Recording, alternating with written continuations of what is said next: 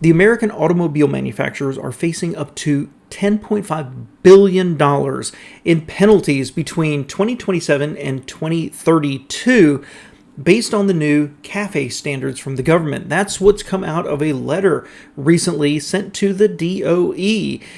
But it's not quite that simple. There's a little fact that nobody's really thought about here. Welcome back to All Cars Y'all. I am John, and there's a lot to unpack here. The first is that the NHTSA, National Highway Transportation Safety Administration, has control of the CAFE, corporate average fuel economy standards for manufacturers. So if you are Ford, you have to hit 50 miles per gallon in your entire fleet, so you can sell some for 20, but you have to sell more at 40, that kind of a thing. And the standards are constantly changing. And the American Automotive Policy Council, which is essentially a industry group for the big three, GM, Ford, and Stellantis still, has sent a letter to the Department of Energy. That's very important, saying that the current requirements and the future requirements that are under consideration are going to cause massive disruption in the industry and massive penalties for GM, Ford, and Stellantis, totaling about $10.5 billion a year. Now, interestingly, a bigger group that includes other manufacturers says that's going to be somewhere around $14 billion, with Volkswagen being the next highest at about $1 billion in penalties. But it's not quite for the reason you think it's going to be. So the first thing is that the NHTSA sets the CAFE standards, and they change that. The current standards run through 2026. They set these arbitrary numbers every single year with a really cute formula to determine what is the CAFE standards for that year. But the Biden administration is pushing heavily towards EVs and is pushing for the fuel economy standards to be bumped up. And what the NHTSA is talking about is a 2% increase every year, or a 4% for light trucks. But that's not actually the issue with meeting it. Now, I think that's still overly aggressive, because if you look at it, by 2032, you're looking at this kind of number for your fuel economy standards for cars, not to mention trucks. But the issue actually turns out to be hybrids and electrics, which is kind of a surprise. So I think this picture, if you've seen the news about this, it's been framed as fuel economy standards are going to crush the American industry. And that's partially true as they continue to meet more trucks and SUVs, that part of the market. But it's a little more insidious than that. Because what's actually happened, and what the purpose of the letter and why it was written to the Department of Energy, is that certain groups have asked for the petroleum equivalency to be recalculated.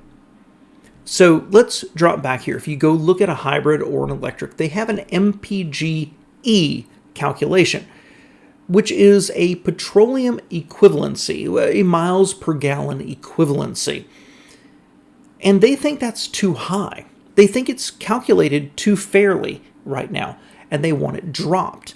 The reason being, the logic being this, that if the MPGe is too good, if hybrids and electrics are too successful, and it's included in the CAFE standards, that enables the manufacturers to sell more of the less fuel-efficient vehicles, thereby technically reducing the overall fuel economy and increasing emissions.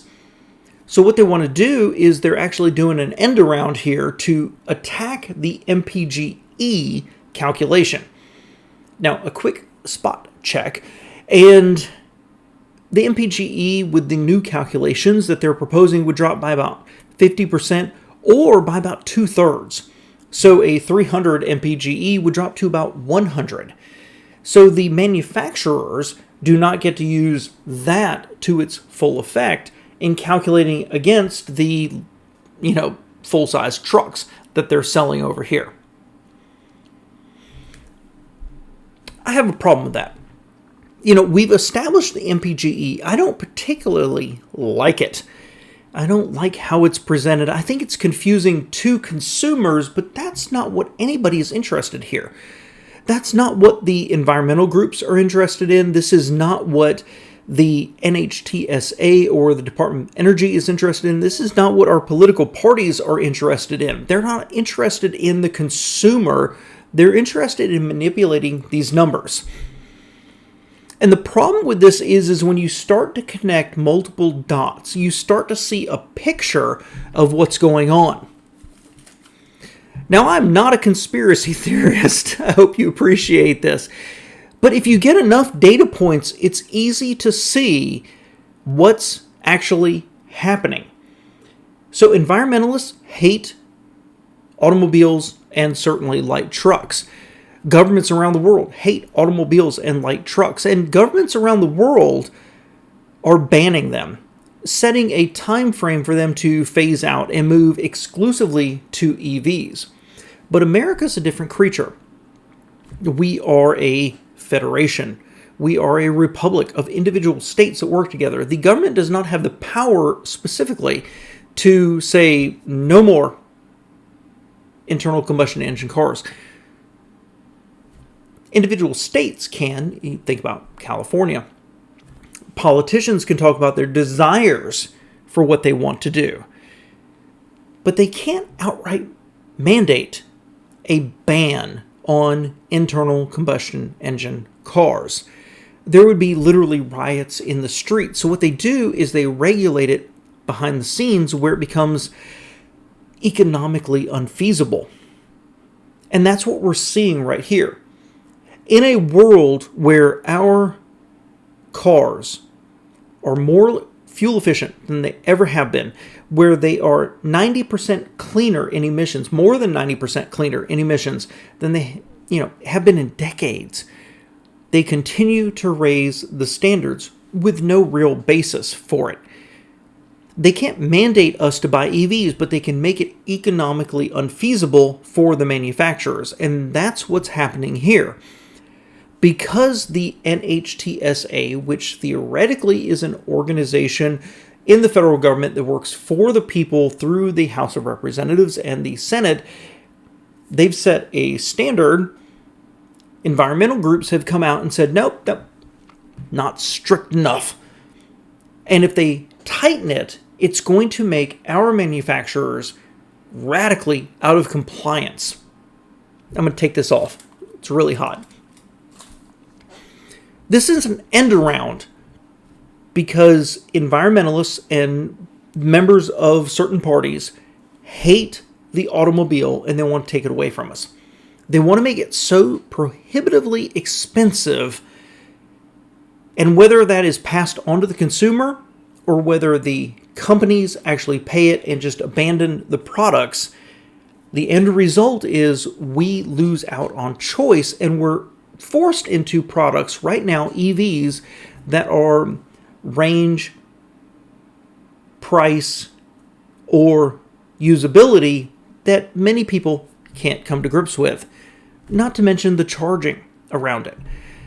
This is what's really frustrating for me about this whole thing, is that I understand fuel economy standards. The original intention back in the 70s was to reduce our reliance on imported oil. But current administrations have abandoned that. We continue to bring it in. We've got a messed up situation of not actually improving the fuel economy, not actually reducing our reliance on imported oil, but punishing consumers along the way. And environmental groups that hate the automobile want to change the regulations to punish the companies. It's just unfair. So what do I think will happen? Well, the government continues to grow, regulation continues to grow. I see the fuel economy standards continuing to get more restrictive, but this question of whether the MPGe is too liberally calculated, I'm not sure where that's going to end up. And if they get their way and they restrict it and make it more conservative in its calculation, it's going to have an outsized influence on punishing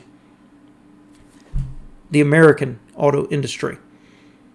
Let me know your thoughts below, guys. Thanks for being here.